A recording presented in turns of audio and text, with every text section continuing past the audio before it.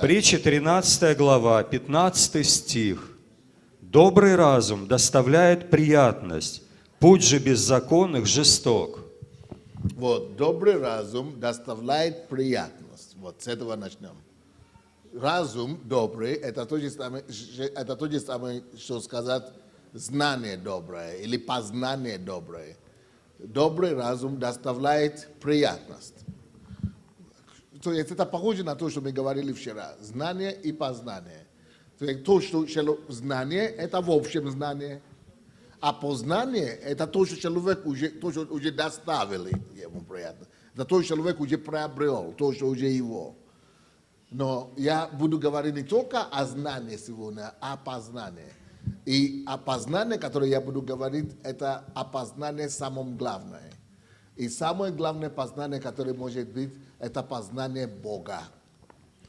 Вот, чтобы быть актуальным лидером в 21 веке, актуальным лидером, чтобы быть, надо познать того, кто больше тебя знает.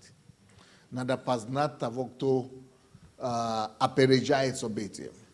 Надо познать того, кто знает не только тебя и лучше тебя.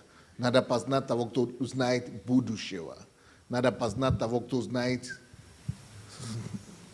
намного в будущее, который может тебе подсказать то, что ни один другой человек может не знать.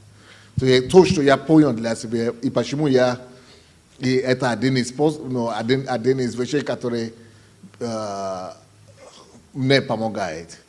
То есть, вот это познание Бога, которое я сейчас говорю, я буду использовать другое слово для него, которое, я думаю, будет лучше для нас. Нужно построить личное отношение с Богом. То есть нужно не только построить личное отношение с Богом, чтобы быть спасенным, чтобы быть искупленным, чтобы мы ходим в церковь, мы верующие, а надо стать другом Бога, лично. Надо стать таким другом Бога, который лично знает Отца, который любимщиком у Бога быть, который может сусукаться, да, с Богом, мы говорим. Может с Богом сусукаться, да? Вот это то, что надо. Когда я говорю о личном отношении с Богом, вот надо сусукаться с Ним. Надо с Ним в дружбе ходить. Надо так познать Его, так с Ним дружить, что вы можете с Ним вести себя то же самое, как человек бы вел себя с мамой, родной, или с папой. У нас многие плохой опыт с папами, но кто самый близкий человек для вас, самый доверчивый, самый, который теплый, у кого больше у вас самый доверительный отношение, может быть, с другом, или может быть, вот такое отношение должно быть с Богом. Я лично стал верующим, и я понимал, что можно быть с Богом так близко, но я не сразу понял, что можно вообще быть не то, что фамильярным, но неофициальным с Богом, можно так сказать. То есть, что с Богом нужно быть вообще попроще. Потому что когда я покаялся в той церкви, где попроще не получается, почти нельзя. Потому что там все было официально очень. И на самом деле лучше. И то, что я теперь понял, 33 года спустя, после того, как я пришел к Богу, это то, что надо попроще с Богом быть. Надо с Ним вот так быть, как... Да, подойдите сюда. Надо с Богом вот так быть. Просто у Бога пазуха, или как мы говорим, за Богом. Да. У Бога за пазухой. Нужно просто вот так с Ним свободно ходить, дружить, и так можно.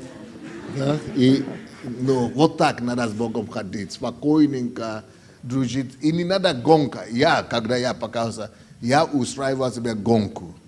И с Богом тоже гонку. Но можно с Ним, оказывается, просто ходить по жизни, как говорят. И в основном, оказывается, вот именно такое отношение часто нам не хватает, и мы ищем это в браке, в мужах, в женах. А на самом деле это с ним можно построить такое отношение. Очень доверительное отношение, где ты можешь просто душу в душу говорить. Вот этот момент дружба и доверительное, и простое, и любовное отношение с Богом, который ты можешь открываться, кому ты можешь открыться полностью все время, оно потом приводит к тому, что он тебя ложит на сердце то, что тебе надо знать. Он тебя ложит на сердце руководство. Он тебя ложит на сердце подсказки. Он тебя ложит на сердце направление, чем нужно заниматься, куда нужно двигаться, куда нужно смотреть. Он тебя наставляет сам.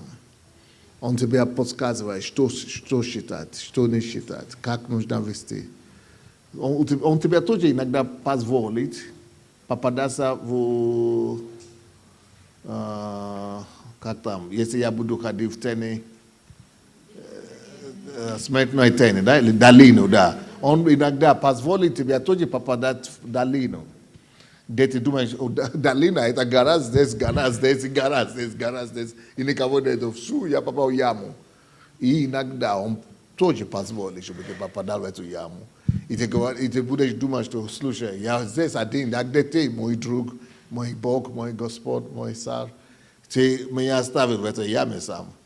А он есть, когда надо будет. А ему нужно будет время, чтобы ты там побывал на какой-то период. И когда это время истекнет или истечет, когда срок истечет, он опять тут как тут. И появится, и говорит, ты видишь, тебе надо было там быть, чтобы такой урок выучить. 1, 2, 2, 3. Он позволит этому, но это не значит, что его нету. В это время, пока вы не чувствуете его рядом, пока вам кажется, что он исчез, вы продолжаете по вере, потому что как раз в это время нужна вам вера, когда вы не чувствуете его присутствие. Именно в это время вам надо верою также продолжать, его уже нету рядом, его уже нету, вы его не видите, но также верою. Он есть, но я его не вижу, да? Но вы должны видеть, что он есть, и вы должны его продолжать также ходить с ним, также держать его за руку, также ложить голову ему на плечо, также его обнимать, также с ним откровенничать и разговаривать, как будто он вот так рядом. То есть будут моменты, когда вы будете чувствовать его присутствие, что он есть, и что он близкий, и что он помогает. А будут моменты, когда наоборот, вы не будете вообще чувствовать ничего. Но вера в этом и заключается. Что когда мы не видим и не чувствуем, мы все равно верою видим и верою чувствуем. Слушайте, у кого-то проблема в Ягодице, в районе, такое впечатление, что вы прошли уколы какие-то в этом районе, но какие-то проблемы там есть. И вы примите ваше исцеление во имя Иисуса Христа. Короче, вот, и иногда Бог тоже будет позволять, чтобы вы попадали в ситуации с людьми, потому что нет веры в Бога без веры в людей. Не будет отношения с Богом, если не будет отношения с людьми. Не будет любви к Богу, если нет любви к людям. Поэтому Бог все равно должен вас научить этой любви, пройти этот путь, как любить людей и разные. Поэтому Он иногда вас будет тоже бросать вообще как мы говорим, волчий стан. Да? Он вас тоже там, а волки что они делают? Они раздирают.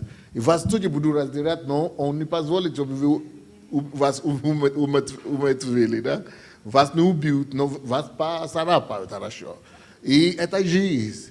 Но в это же время, когда вот это все происходит, вам надо знать, что а он здесь. Да, царапают меня, но он здесь, а я с ним, с моим любимым Христом, моим любимым Господом, с моим другом. И бьют, и убивают. Я сейчас умру, но я умру с ним. Я умираю с ним. Он говорит, живем ли мы живем им. Умираем ли мы умираем им. И будут разные ситуации, когда у вас будет даже разочарование в самом себе, когда вы будете сами спотыкаться, когда вы сами будете чувствовать себя несостоятельны или неспособны или что-то такое, то он все равно там. То есть вот это близкое отношение, и это то, что мы говорим познание. Вот познание Отца, познание Бога для лидеров этого. Вот, допустим, Билл Гейтс, да? Он говорит, я атеист. Он говорит, я не понимаю просто религию. Я не понимаю. Он говорит, я не атеист, в принципе, но я религию не понимаю. Но каждый месяц я ухожу. И с понедельника до пятницы или до воскресенья, или, может быть, не каждый месяц, может быть, каждый квартал, я не помню, или каждые 2 раза в году. Короче, он говорит, я ухожу, и 7 дней сам, никого нету, ни жены, ни ребенка, ничего, никого. Я должен уйти в лес, и в дом отдельный, и просто общаться с самим собой, говорит. И считать и так далее. То он не знает, что это Бог. То есть люди думают, вот люди некоторые, он говорит, тогда у меня все приходит, все эта энергия приходит, все мысли приходят, чтобы все это делать. Бог общается с ним. Бог есть Дух. Но он ощущает, что кто-то там есть, с кем он общается. Кто-то там посылает это все. Кто-то это и есть Бог. Религия может путать людей иногда. Но вот мы с вами религиозные, но мы должны тоже стать высшей религией. А то, что высшей религии, это вот познание Отца. Вот это познание. То есть мы понимаем, что религия помогает нам быть структурировать нашу веру. Религия хорошо в чем? Имеет свое преимущество. Она структурирует, структуру дает, форму дает. Это то же самое, что вода, допустим. Да? Вода течет. Но когда вы приносите банку или трубу, вы структурируете эту воду. И труба его направляет. Или стакан, вот уже все щетка, есть щетка, структура. Это то, что делает религия. Но суть это жизнь, это который течет, энергия это. Вот, но поэтому, но иногда, когда люди религиозные, они довольствуются этими расписаниями религиозными. Ты не ходишь в церковь, ты не посетил служение, ты пропустил, это самое, ты не так смотрел, ты не сказал аллилуйя, ты не сказал слава Богу, ты что-то делал. Вот это религия.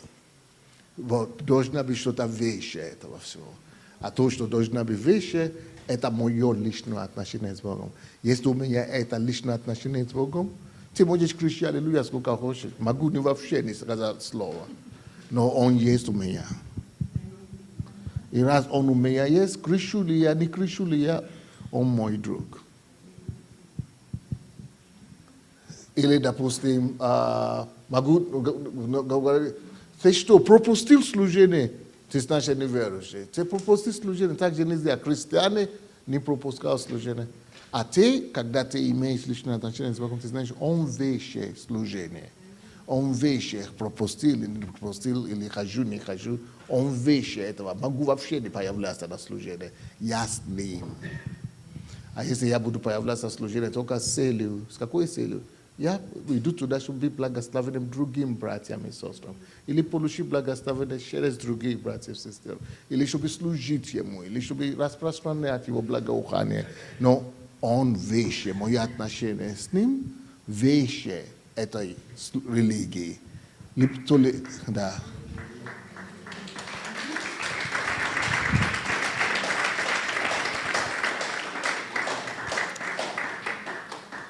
Вот, у вас должно быть личное отношение, познание Его, и в том, на чем должен быть основной удар, основной ваш удар, вашего ожидания с Богом на земле, должно быть все-таки вот это познание Его. Он со мной, я с Ним.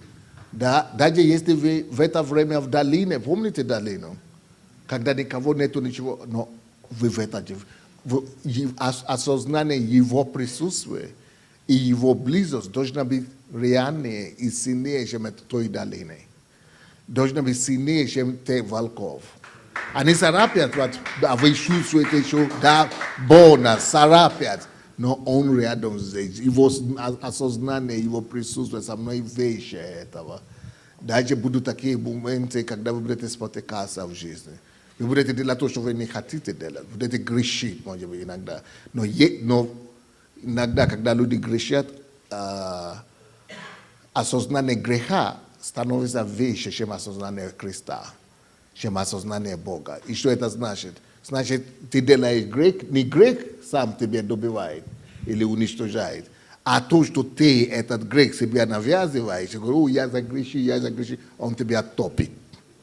Но когда ты говоришь, нет, а Иисус, да, я загрешил, я упал, я что-то делал, но его любовь ко мне и моя любовь к нему выше этого греха, выше, чем знание этого греха.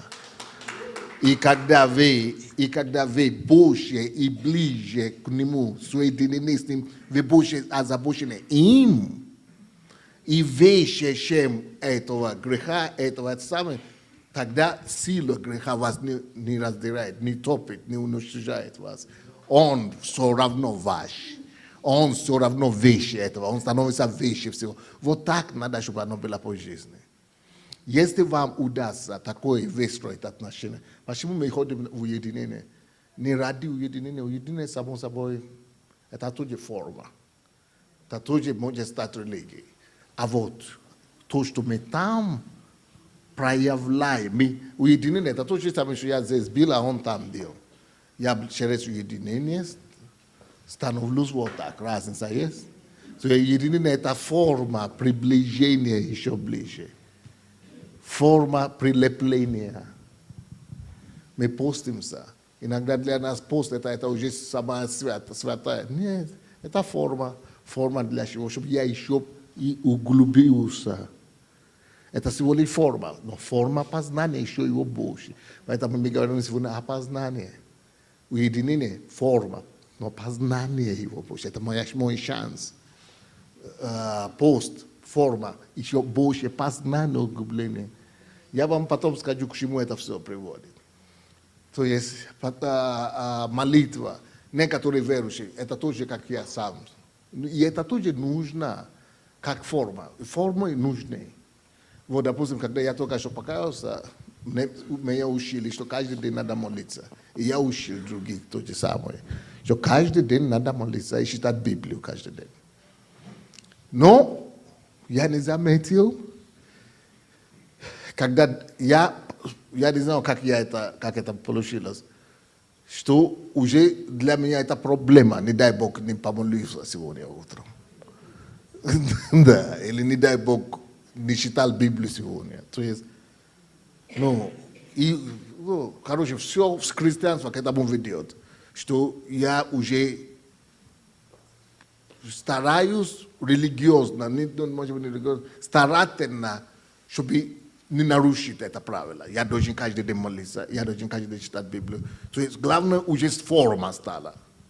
Даже иногда, когда я так молюсь, я так усплю и дремлю, то есть, но главное, форму было держать.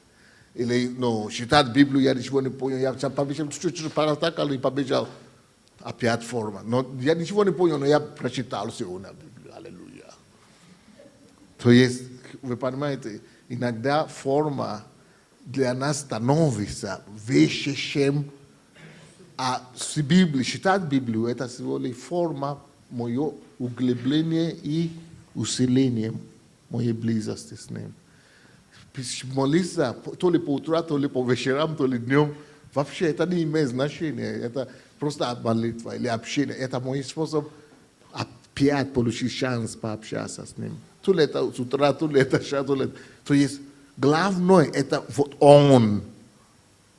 Мое познание Его, мое углубление, отношения с Ним. Вот это должно всегда быть приоритет выше всего остального.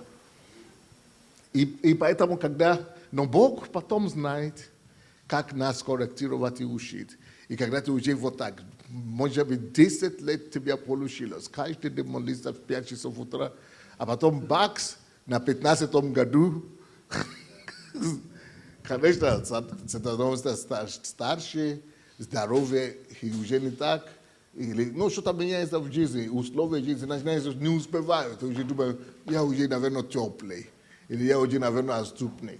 Но потому что форму мы хотели быть верны форме, чем даже те, которые так и не поняли суть. Так и думал, что эта форма, это и есть суть. Так и думал, что вот эта молитва с утра или Библия, это и есть суть. Нет, это только форма. Вот главное – это познание его. Познание его. И это все всего лишь форма, которая помогает нам его познать. И теперь к чему я все это говорю? Все то, что я сказал до сих пор, это подготовка. Но я иду к чему-то. То есть нам нужно познание, самое главное познание, то есть познание его, для того, чтобы, когда у нас уже такое отношение доверительное и близкое есть, глубокое познание. Он мой приоритет во всем. Я вижу весь мир сквозь него, сквозь его понимание, его зрение, точки зрения, его мировоззрение, его принципы, его ценности. Я вижу и рассуждаю все только с его глазами. Я интерпретирую жизнь его глазами. Хочу видеть, как он видит. Хочу стать такой же, как он. Хочу видеть, понимать жизнь, как он понимает. Когда я начинаю уже рассуждать, как он, когда я становлюсь одним и тем же самым с ним, тогда я попадаю в точку. И какую это точку? Точку вождения его. Сыновей. Потому что всякий водимым Духом Божьим суд сыны Бога. То я то был ребенком Бога, но дитя Бога. А теперь становлюсь сыном. А сын это тот, который уже умеет разбираться глаза Бога, голос Бога, разницу. Что это такое? Вчера было человек, у кого кровотечение, сегодня тоже кровотечение. Господь исцеляет вас, примите это исцеление во имя Иисуса. Короче, и тогда, то есть все это то, что мы строили все это время, то есть личное отношение, углубление, познание его через молитвы, через пост, в трудностях, в ситуациях, но мы все равно осознание его держим перед своим лицом выше всего, и вот его присутствие, его общение постоянное с ним, дружбе с ним. Вот когда мы это все уже держим вот так, как наша суть, наша жизнь, суть нашей жизни, тогда мы приходим до этого момента, когда он уже ведет нас, всякий водимым Духом Божьим. То есть вы уже получаете сверхъестественные подсказки, уже сверхъестественные знания, сверхъестественное понимание. Вы начинаете понимать ситуации, подсказки начинаете получать. Его дух это начинает нежно направлять вас, не туда, вот сюда, вот так. А я же не прав, я же покушал, я должен поститься. Но если ты знаешь, что он выше, он же мой друг, он же мой Бог, он же здесь, он выше этого, вы услышите его. Но если для вас религия, вы не будете его слышать, вы думаете, я же не покушал, уже его не слышите, уже религия увела вас в другую сторону. Или наоборот, я же не так сказал, я обиделся, или я расстроился, я же согрешил. Но если вы это живете грехом, тогда вы уже не слышите. Он говорит, а я что тебе подсказал, подойди сюда, ты уже не слышишь, а я же то, ты живешь своим. Ты не им живешь, поэтому ты не услышал, как он ведет тебя, куда ведет тебя. Или наоборот, проблемы есть. Приступили проблемы с этой стороны, из головы давит. И ты говоришь, проблемы. Он говорит, а я здесь, ты не забыл. Если утихнет голос проблем эти, оказывается, он рядом. Ты его осознал опять. Да, что мне говорит, вроде бы проблемы давят все равно, но ты вернулся, и он тебе, вот сюда идем. Потому что ты проблемы утихли, ты не послушался, ты не живешь то, что давит. когда он вещи проблем, его голос реальный, чем проблемы, то есть семья, драка, непонимание, но его голос и присутствие для тебя вещи и сильнее, чем вот эти все, ну, какие-то, но тогда ты можешь быть водимым им, он тебя, ты будешь слышать. Но когда ты, ой, дочка, ой, сын, ой, он же меня раз колется, ой, когда ты придет, ой, тогда ты не живешь им, ты живешь этим.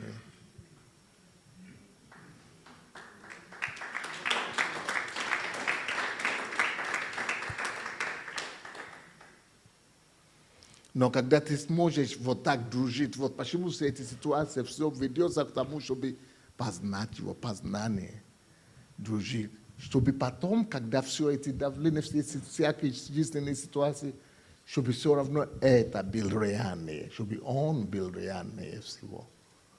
Вот если, а вы помните, мы говорим о лидере, кто будет актуальным в 21 веке. Если ты стал лидером, к этому времени ты уже должен набрать опыт хождения с ним близко. Когда ты уже не подвержен ни бурям, ни землетрясениям, и ни ветрам, все то, что вокруг жизни реально. А ты живешь невидимым, праведный верою жить будет. Ты живешь это им верою. Ты реальность его присутствия превышает тебя, внутри тебя он вещь этого всего. Когда это есть твоя реальность, тогда ты будешь актуальный. Почему? Потому что у всех шубы, у всех давления, они все живут этим, а ты же слышишь его путеводителя, ты же слышишь его отца, твоего друга, твоего путеводца в жизни.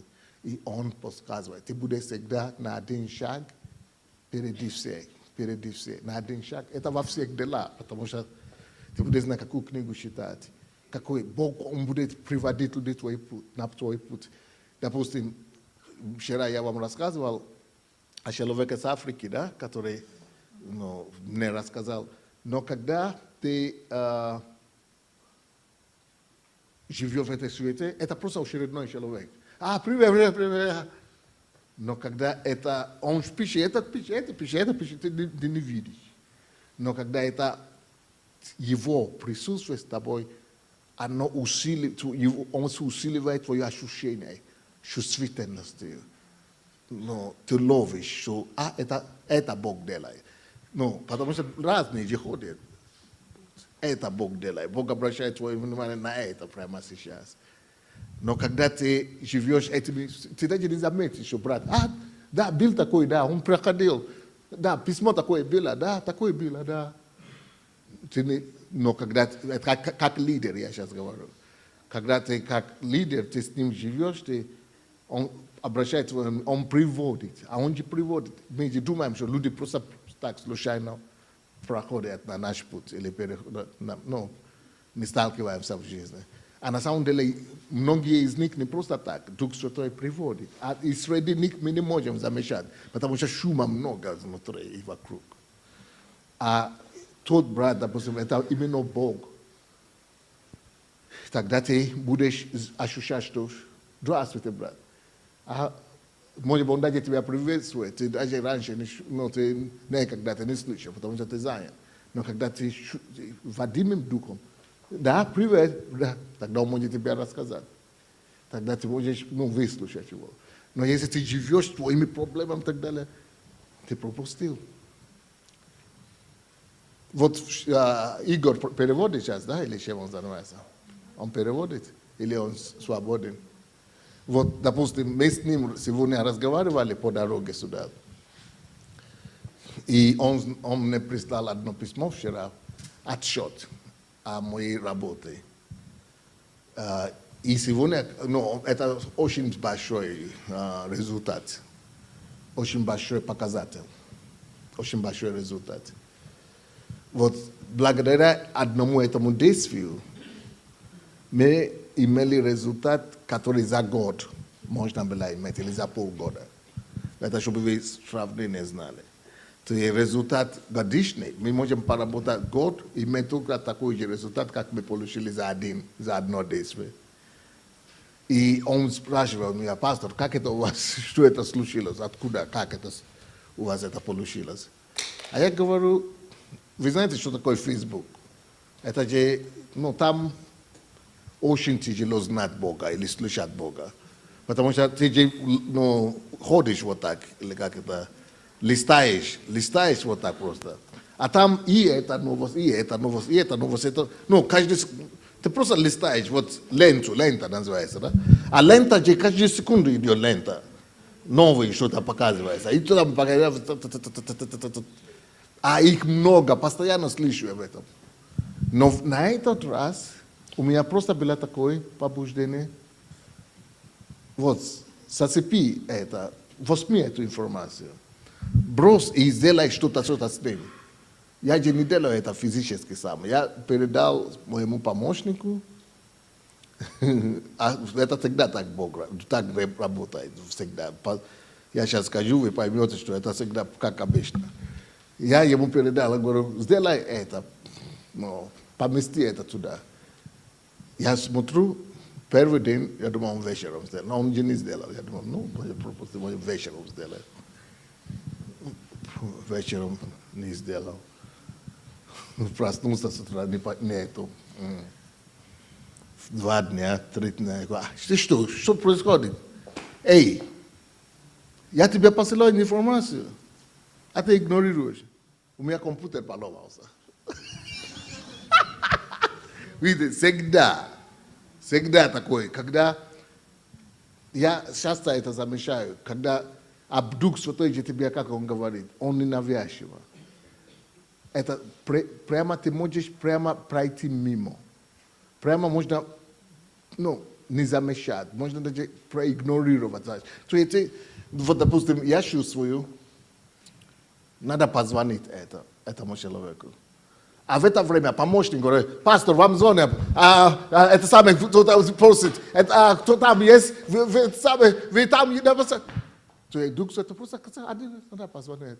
А в это время: эй, пастор, вы там есть, уже пришли к вам, все, работа, а вам надо идти туда. В это время вот надо позвонить, это, которое было, уже забивается, уже, вроде бы еще помню еще секунду назад, но уже туда надо пройти, это приехал, не записался, но просто появился, все, надо успеть, уже плохо, а за это надо молиться. Уже надо позвонить, это, еще где-то вспомнил, когда-нибудь сделаю, но это здесь срочно, это здесь, вы понимаете, да? А Дух Святой он так. Он не тот, который говорит: вот надо позвонить, это надо позвонить, это не Дух Святой.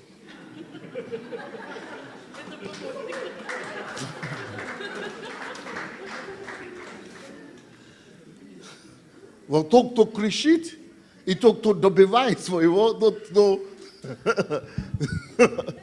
кто добивает, тот, кто вот так. Это либо плоть, либо разум. Это в основном плоть, желание, разум или обстоятельства. Вот они так работают. Через давку. А Дух Святой, вот надо позвонить это. Ты можешь ее пропустить. Ты даже не четко, даже не так как будто... Вот этот голос, который вам надо, к чему надо прислушиваться лучше и больше. Это как раз он, Дух Святой. А тот, который говорит, и то, там, туда, сюда, чаще всего это то, что поглощает, и вам некогда. Короче, и я часто это слышу. Или наоборот, вы уже поняли, надо позвонить, но как раз помеха маленькая. Потом другой помеха. Да, я сейчас иду звонить, а вам сейчас звонят. Ой, хорошо, давай. Помеха. Вроде бы я хочу, но помеха. Поэтому, когда я сказал этому моему помощнику, уже сделал, я думал, буду помехой. А я-то не знал тоже, какой результат будет. Я думал, я не уверен до конца. Это Дух Святой сказал, или я... Но я просто знал, что по традиции надо верить в эту традицию. Что вот то, что идет тихим голосом, вот так. Я не знал, какой результат будет. Я даже не знал, какой результат будет. Я просто привычку, чтобы я просто выработал. Мне даже все равно, сработает, не сработает. Просто привычка. Вот когда что-то нежно так идет, надо обратить внимание. Когда тяжело идет, надо обратить внимание. Когда не гладко, значит, что-то Бог хочет мне. Именно на это надо обратить внимание. Когда помехи начали появляться, значит, надо обратить внимание на это. То есть я понял, что люди, которые могут ходить с Богом, это люди, которые обращают внимание на мелочи. Дух Святой именно через мелочи, как мелочно так действует. Тонко, вот тонкости, вот не мелочи, тонкости. Тонкость, вот лучшее слово. Вот кто может обратить внимание на тонкость, ловить тонкости.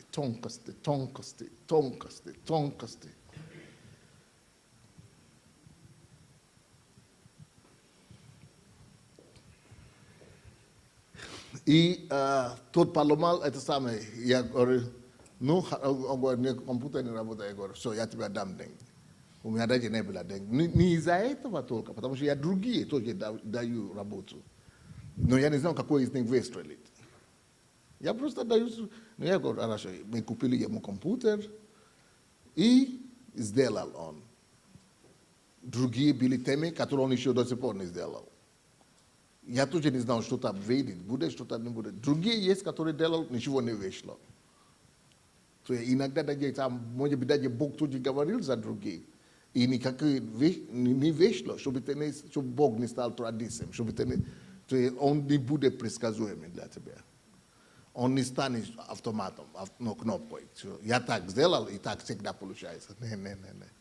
Он будет... Он будет по-новому каждый раз вести тебя. Короче, если вы лидер, чтобы быть актуальным в 21 веке, лидером, значит, если ты хочешь быть таким великим лидером, если у тебя есть такая дружба, такое отношение с Отцом, с Богом, с Иисусом, и ты научишься вот так ловить эти подсказки, ты еще при этом добавил вчерашние темы к этому, ты приобретаешь новые знания и так. Это не надо Духа Святого, чтобы ты приобрел новые знания. То я сейчас говорю о знании, вчера было знание. Если нет знаний, бесполезно познание. Вы знаете почему? Потому что Дух Святой вам будет подсказывать некоторые вещи делать, которые вы не знаете, вы даже не слышали. Потому что должно быть, Бог будет ограничен вашим знанием. Не потому что Он ограничен, но потому что Он вам скажет, вы не поймете. Допустим, я сейчас вам скажу, принеси мне уги. Уги принеси. Хорошо, давайте, я всем вам говорю, уги, принесите мне уги.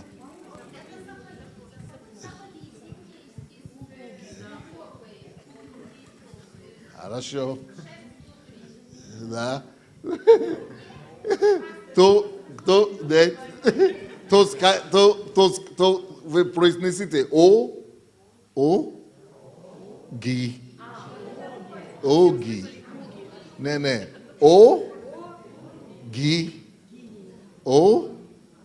Ги. Кто может это писать? Оги.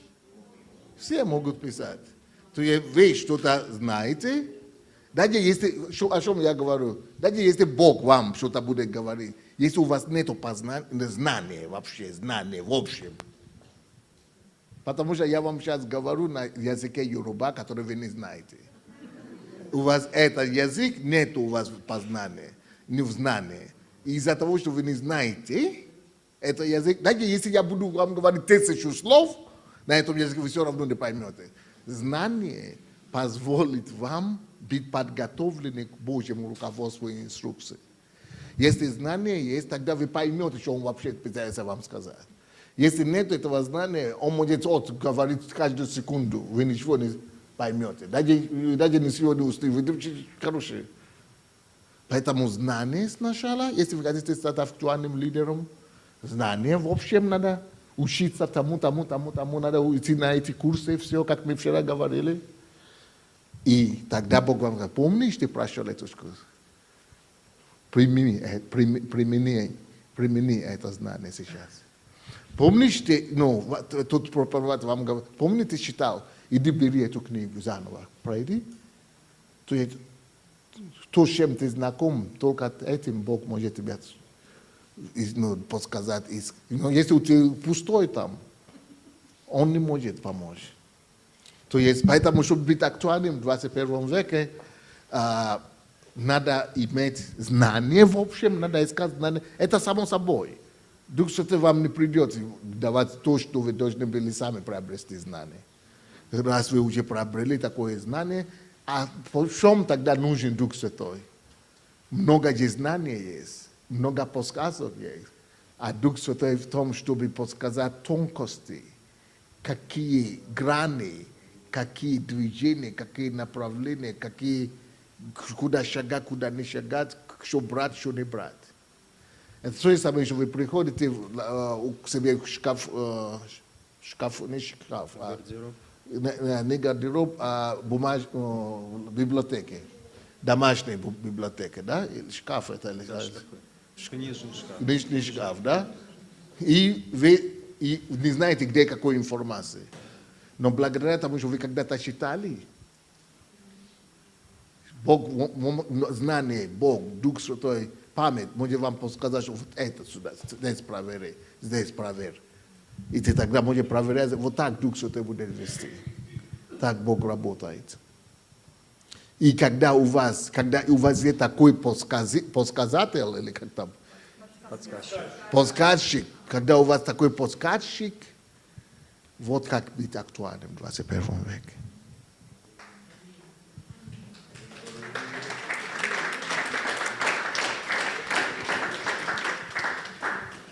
Вы имеете такое же знание, как все. Вы приобретаете такую же мудрость, как все. Вы считаете как много, как все. Вы стремитесь к тому, чтобы познать как можно больше и больше, как все. Но еще у вас есть. Тот, кто знает, в какой из этих книг в вашей шкафу книжном, надо взглянуть. А он не скажет вам ухо. Бог не говорит через ухо. Вы знаете почему? Потому что он дух.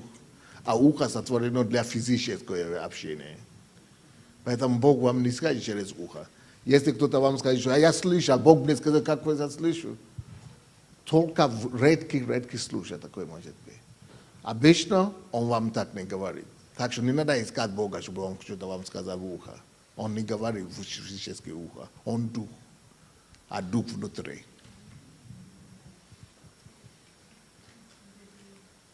Он не говорит, вот как мы говорим. Рот, чтобы говорить, такое понятие, как говорит, это удел человека, не удел Бога. Бог не говорит вот так.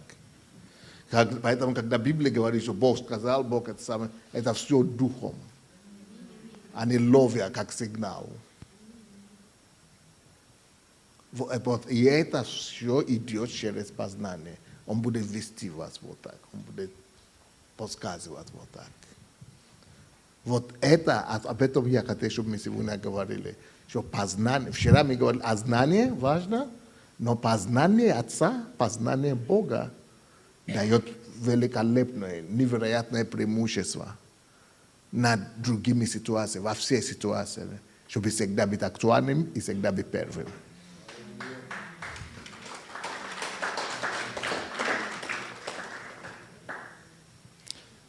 Вот суть то, что я хотел сказать. Спасибо вам большое.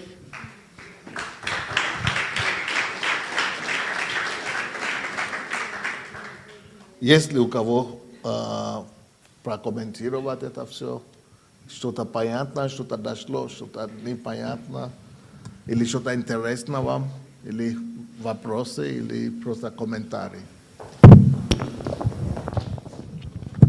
Спасибо большое. Очень тоже актуальная проповедь, пастор.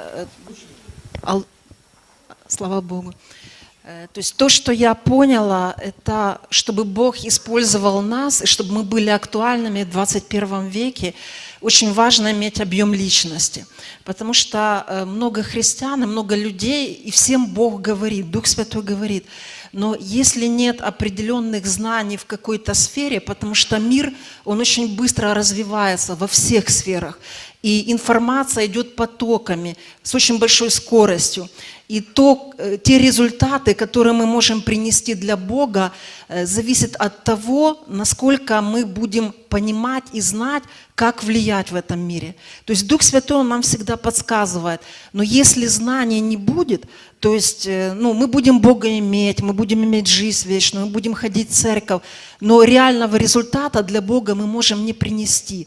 Потому что мы можем старыми методами, как кто-то видел сон, что мы в куртках там 90-х годов, когда мы ходим просто евангелизируем, а уже на самом деле действительно все люди в интернете, действительно новая информация, новое развитие, новое всего. И чтобы чтобы мы могли повлиять и сделать работу Божью, очень важно, чтобы мы приобретали знания в большом количестве, в разных сферах, которые Бог нас призывает. Кого-то быть врачом, кого-то, пастором, тоже надо быть актуальным, в интернет-пространство, много-много знаний. И если мы будем это иметь, то мы будем слышать от Духа Святого подсказки, и мы просто можем их извлекать, эти знания.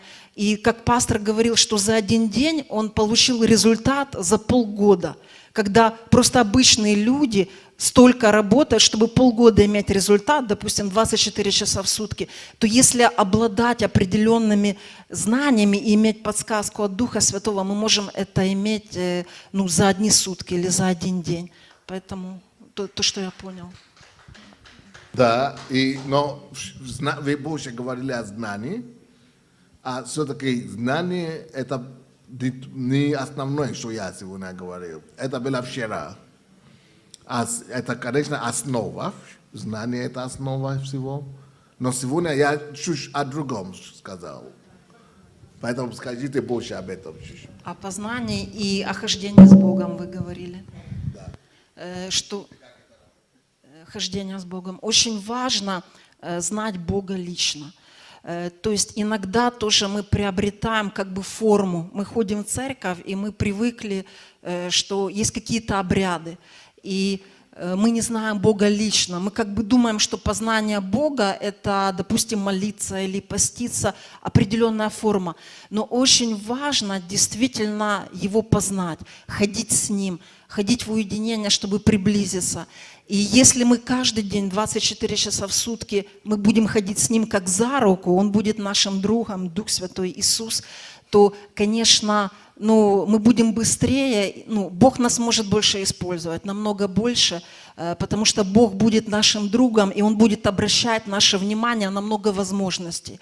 Если мы просто, религиозные люди, да, мы не будем видеть возможности, не будем видеть людей, не будем видеть вообще, что Бог делает. Но если ходить и быть водимым Духом Святым, и Он наш друг, то Бог будет обращать внимание на какие-то вещи, которые другие люди они не будут видеть. И в этом есть познание Бога плюс умножение на знания, которые мы приобретаем, мы можем достигать больших результатов для Бога.